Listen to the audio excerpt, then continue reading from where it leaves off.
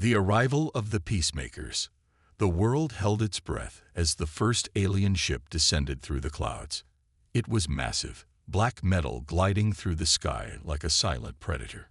But instead of weapons, it released glowing drones that painted the sky with beautiful lights. People watched in awe, their fear replaced by wonder. The aliens called themselves the Xiverans. They spoke perfect English, their voices calm and wise. They claimed to be the peacemakers of the galaxy, traveling from planet to stop wars and guide civilizations toward a better future. The world listened. Within days, the Xiverans became Earth's honored guests. They shared advanced technology, healing medicines, and energy sources that could power entire cities for free. The leaders of Earth welcomed them with open arms. The people celebrated, believing a golden age had begun.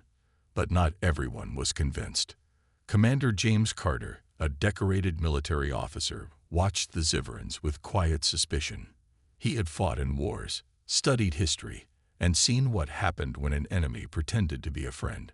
Something about them felt too perfect.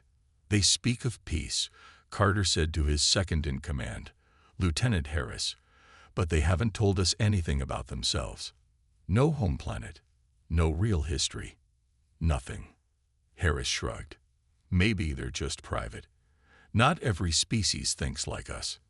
Carter wasn't sure. Signs of a hidden agenda. The Xiverans moved fast. In just weeks, they had advisors in every government, technicians in military bases, and scientists working with human doctors. They claimed they wanted to help, but Carter noticed something disturbing. Earth's most powerful weapons were being deactivated. At first, it was subtle. Nuclear missiles were put under peaceful storage programs. Military defenses were adjusted for planetary safety. Then came the strangest part.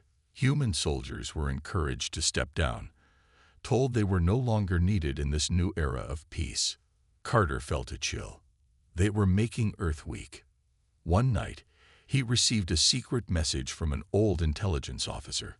The man looked pale, his voice shaking. "You need to see this." The file was a classified recording, an intercepted transmission between two Xiveran ships. The words made Carter's blood run cold. Phase 1 is complete. Earth is now vulnerable. The disappearance. As Carter dug deeper, he found something even worse. People were disappearing. Scientists, military leaders, and even politicians. Some were reported dead. Others had simply retired without warning. Carter tried to raise the alarm, but nobody listened. The world was too blinded by gratitude. The Xiverans had ended hunger, cured diseases, and given humanity gifts they had never dreamed of. Why question them? Even the media attacked skeptics, calling them paranoid warmongers. "The age of war is over," they said. Why would the Xiverans betray us? Carter had no proof. Not yet. But he knew one thing. The Xiverans were lying. The explosion. Then everything changed. A massive explosion rocked Earth's main space station, killing hundreds. The Xiverans immediately blamed human error, saying it was a tragic accident. But Carter wasn't convinced. That station had been one of Earth's last high-security military outposts, and now it was gone. He reviewed security footage, looking for anything strange. That's when he saw it, a Xiveran drone flying too close to the station, moments before the explosion. Coincidence or sabotage? Carter knew the truth. The final warning. That night, Carter sat alone in his office, staring at the intercepted transmission. The Xiverans' words echoed in his head. Phase 1 is complete. Earth is now vulnerable. A deep sense of dread settled in his chest. The Xiverans hadn't come to bring peace. They had come to take over. And soon, the world would know the truth. But by then, it might be too late. Whispers of war. Commander James Carter sat in the dimly lit bunker, staring at the flickering screen. The intercepted Xiveran transmission repeated in his mind. Phase 1 is complete. Earth is now vulnerable. His gut told him something was coming. Something big. The problem was, nobody believed him. The world was still celebrating. Streets were filled with banners welcoming the Ziverans, and news stations ran endless stories about their generosity. But Carter wasn't fooled. He had seen too much. And now, the Ziverans had taken their next step, a silent takeover. The changes were small at first, subtle, almost invisible. The UN's Security Council was replaced with a Galactic Peace Council, overseen by Zivaran advisors. Earth's space fleet was integrated into a Zivaran-led defense program. Cities were patrolled by peace enforcers, not human soldiers, but Zivaran drones. Laws were rewritten. Nations merged. Earth was no longer a planet of independent countries. It was becoming a Zivaran protectorate. And no one saw it happening. Except Carter. The vanishing resistance. Carter wasn't the only one who noticed. A small group of military leaders, scientists, and intelligence officers had started asking questions. Then, one by one, they disappeared. General Marcus Holloway, who opposed disbanding Earth's armies, vanished. Dr. Elena Voss, who had researched Zivaran technology, vanished. Even journalists who questioned the Zivarans' true intentions were quietly removed. Carter tried to warn his superiors, but every report he filed was ignored. "They are our allies, Commander," the defense minister had told him. "They ended war, solved world hunger. We owe them everything." Carter had seen enough. Earth was being conquered, without a single shot fired. A coded message. Late one night, Carter received an encrypted transmission. A voice he hadn't heard in years whispered through the speakers. "James, it's me. We need to meet." It was Riley Quinn, a former intelligence officer. She had vanished months ago. Now she was reaching out. "Where are you?" Carter asked. "Underground. Off the grid. I have proof. The Zivarans aren't who they say they are." The transmission cut out before she could say more. Carter didn't hesitate. He grabbed his gear and left. If Quinn had proof, it meant one thing. Earth's time was running out. The truth beneath the surface. The meeting point was deep inside an abandoned mining facility, hidden beneath layers of rock. It was the perfect place to hide. As Carter stepped inside, his eyes adjusted to the darkness. Figures emerged from the shadows. Survivors, scientists, soldiers, a resistance. And at the center of it all was Riley Quinn. She looked rough, tired, battle-worn, but her eyes burned with determination. "Glad you made it, James," she said. Carter crossed his arms. "Tell me what you know." Quinn pulled out a holographic device and pressed a button. A series of classified Zivaran documents flickered to life. Carter's blood ran cold. The files weren't about peace. They were about war. Detailed battle plans, maps of Earth's strategic locations, lists of high-value targets, political leaders, military officers, scientists. And then, Phase 2, full occupation. The Zivarans hadn't come to guide humanity. They had come to enslave it. A war already lost. Carter clenched his fists. "They never needed an invasion," Quinn said. "They made us weak, convinced us to surrender without realizing it." Carter's mind raced. The military was crippled. The defenses were down. Humanity had no way to fight back. Unless a plan formed in his mind. A dangerous, reckless plan. But it was the only chance Earth had.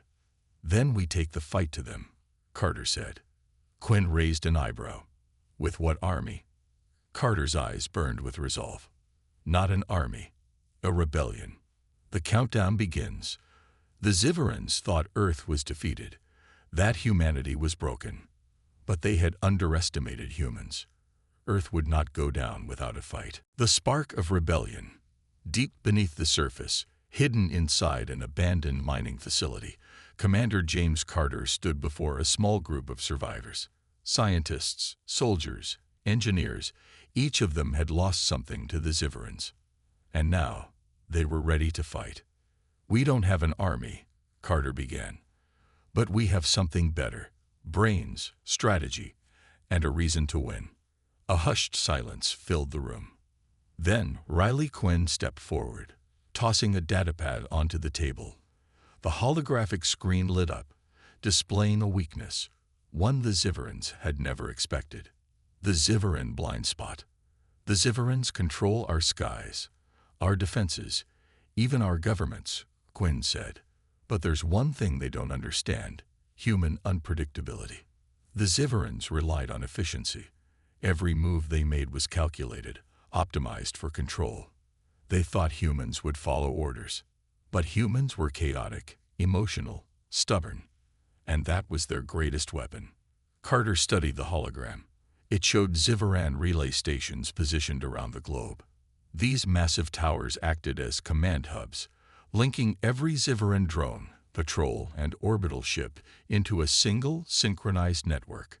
"Take out the towers," Carter said, "and we throw their entire system into chaos."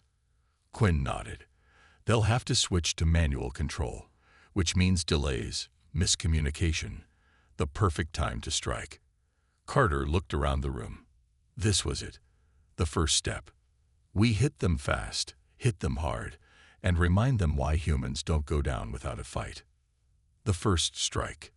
The plan was simple: strike 3 relay stations simultaneously. Carter would lead an assault on the Nevada relay station. Quinn's team would hit Berlin, and an underground unit in Tokyo would take out the third. 3 locations, 3 chances to cripple the Xiveran network. Failure was not an option. Carter's team moved out under the cover of night. The Nevada relay tower stood like a steel monolith in the middle of the desert, guarded by a fleet of Xiveran drones and ground troops. The team took positions, weapons ready, hearts pounding. Carter tapped his communicator. "Berlin, Tokyo. Are you in position?" A brief silence. Then Quinn's voice crackled through. "Berlin is go." Tokyo responded next. "Standing by." Carter exhaled slowly. This was it. "On my mark. 3, 2, 1, go." The battle begins. Explosions ripped through the night. Gunfire echoed across the desert. Carter's team moved with precision, cutting through Xiveran patrols as they advanced toward the tower. Drones screeched through the air, blasting plasma rounds. Sparks flew as bullets tore through metal. One by one, the Xiveran guards fell. But then, something went wrong. A blinding red light burst across the battlefield. A Xiveran warship descended from the sky, its cannons locking onto Carter's position. They had been expected. Betrayal in the ranks. The comms buzzed with a frantic message from Tokyo. "Abort mission." They knew we were coming. Someone betrayed us. Carter's mind raced. Someone had leaked their plans. Someone among them was a Xiveran informant. But there was no time to think. Carter grabbed a fallen soldier's launcher, aimed at the approaching warship, and fired. A direct hit. The ship staggered, engines sputtering. "Quinn, Tokyo's compromised. We need to move. NOW ***. Quinn's voice came through, strained. "Berlin's under heavy fire. We lost half our team." The mission was crumbling. But Carter knew failure meant humanity had no second chance. They had to finish this. The impossible gamble. Carter turned to his team. "Plans changed. We take the tower down now." A soldier hesitated. "But sir, without Tokyo." "There is no without Tokyo," Carter snapped. "We finish the fight, no matter what it takes." The soldiers exchanged glances.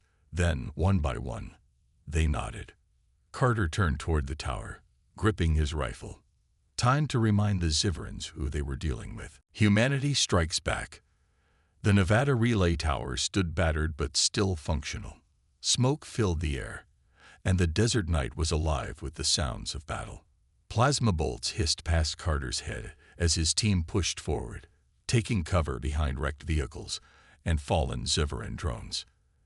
They had minutes, maybe less, before reinforcements arrived. Carter's comm crackled. It was Quinn. "We're pinned down in Berlin. Tokyo's silent. What's your status?" Carter ducked behind a broken barricade, breathing hard. "We're taking the tower down, no matter what." Silence. Then Quinn spoke. "Then we'll make sure they don't get back up." The last push. Carter's team sprinted toward the tower's control center. The Zivarans inside had activated an energy shield, making it impossible to breach with regular weapons. Time for human ingenuity. "Cover me," Carter barked. He grabbed a fallen drone, ripped open its power core, and shoved a live plasma grenade inside. One of his soldiers, a wiry demolitions expert named Diaz, grinned. "You're insane, sir." Carter smirked. "That's why it'll work." He hurled the drone straight at the shield generator. Boom. The shield flickered, then collapsed. "Go, go, go." They charged inside. Inside the lion's den, the control room was crawling with Zivarans. Their sleek armor gleamed under the dim blue lights, and their piercing yellow eyes flickered with shock. They hadn't expected a direct assault. Carter didn't give them time to recover. Gunfire erupted. One Zivaran lunged at him, its claws aimed for his throat. Carter dodged, grabbed a fallen plasma rifle, and fired point-blank. One down. Across the room, Diaz planted charges on the main console. 30 seconds, sir." More Zivarans flooded in. Too many. Carter grabbed a fallen soldier's radio. "Quinn, Berlin's relay. Can you trigger an overload?" Static. Then Quinn's strained voice. "We'll die trying." "Do it." The chain reaction. As Carter's team fought for their lives, the Berlin team made their last move. Quinn's crew had lost half their fighters, but they had one final trick. They forced their relay station into an overcharge, sending a feedback surge through the entire Zivaran network. Carter felt it before he saw it. The tower's lights flickered. The drones outside froze in place. Zivaran soldiers staggered, gripping their heads as their neural links were disrupted. Diaz grinned. "They're blind."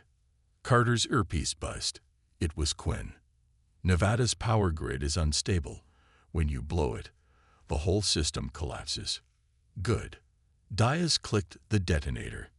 The Nevada relay station exploded. The aftermath. For a moment, everything was silent. Then the desert erupted in chaos. Without the towers, Zivaran forces across the world lost coordination. Their drones malfunctioned, patrols lost contact, and for the first time since the invasion, Earth had a fighting chance. Carter stumbled out of the burning wreckage, staring at the night sky. The war wasn't over, but for the first time, it felt like they could win. The turning point. The Nevada relay station was nothing but burning wreckage. Smoke curled into the sky, and fires flickered across the ruins. Carter and his team watched from a nearby ridge, their bodies covered in dust and sweat. For the first time since the invasion, the Zivarans were on the defensive. Across the world, their forces were blinded, disconnected, vulnerable. Their entire war machine relied on those relay towers to coordinate attacks, issue orders, and control their drone armies. And now, they were scrambling. Carter pressed his earpiece. "Quinn, status." A moment of static. Then, "Berlin still standing, but just barely. We bought ourselves some time, but they'll hit back hard." Carter exhaled. He knew it too. The Zivarans weren't going to retreat. They were going to retaliate. The Zivarans strike back. The first warning came from orbit. A massive energy surge. Something big was powering up in the enemy fleet. Then came the transmission. A deep, guttural voice echoed through every stolen human communication channel. "Humans, you have proven more troublesome than expected. Your resistance ends now." Then the sky turned red. The Zivarans unleashed their orbital bombardment. Cities were set ablaze, their massive plasma cannons turning entire blocks to molten slag. The ground shook, and even from their desert hideout, Carter's team could see the destruction raining down from the heavens. New York, Tokyo, Moscow, all targeted in one devastating counterstrike. Carter clenched his jaw. This was no longer just a war. The Xiverans wanted total extermination, the hidden weapon. But the Xiverans had underestimated one thing. Humanity always had a backup plan. Deep beneath the Rocky Mountains, in a secret bunker known only to a handful of resistance leaders, an ancient project was waiting. Something even the Xiverans hadn't discovered yet. A weapon not built for offense, but for survival. A project the scientists had named Ember. Carter and his team raced towards the hidden bunker, pushing their stolen Xiveran transport to its limits. As they entered the underground facility, the temperature dropped. The room was massive, filled with towering servers, humming machines, and one central device pulsating with an eerie blue glow. A lone scientist turned as they entered. Her face was pale, her eyes full of exhaustion. "You took long enough," she said. Carter stared at the machine. "Is it ready?" She nodded. "It's our only shot. Humanity's last gamble." Project MBR wasn't a weapon in the traditional sense. It was a planetary disruption field, something that had been theorized for years, but never tested. Once activated, it would create an energy wave that jammed all Xiveran technology within Earth's atmosphere. Drones, dead. Communications, cut off. Shields, gone. It was a suicide move. The Resistance would lose their own stolen tech, and Earth's power grid would collapse. But it would level the playing field. And right now, that was humanity's best chance. Carter placed his hand on the activation console. "Do it."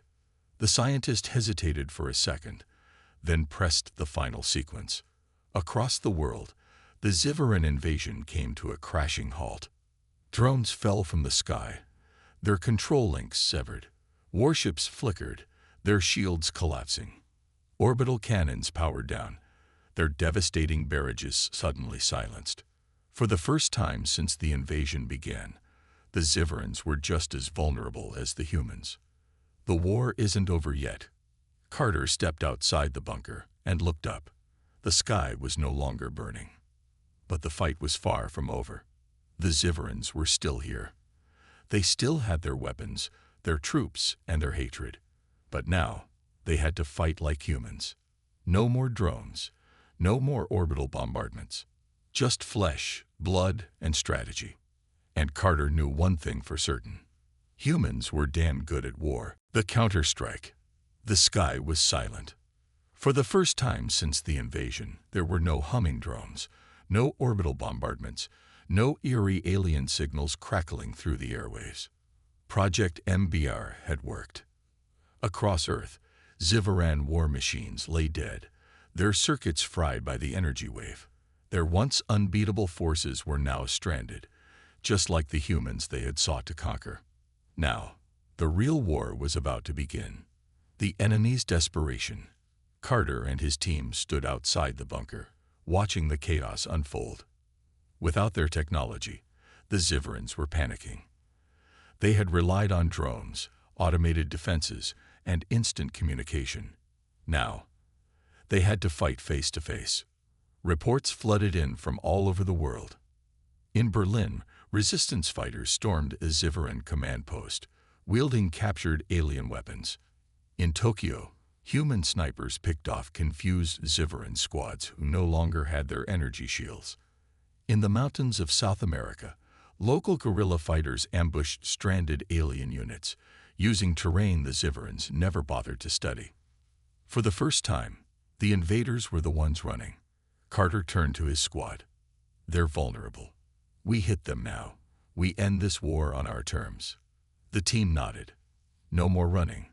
No more hiding. Infiltrating the Xiveran command ship.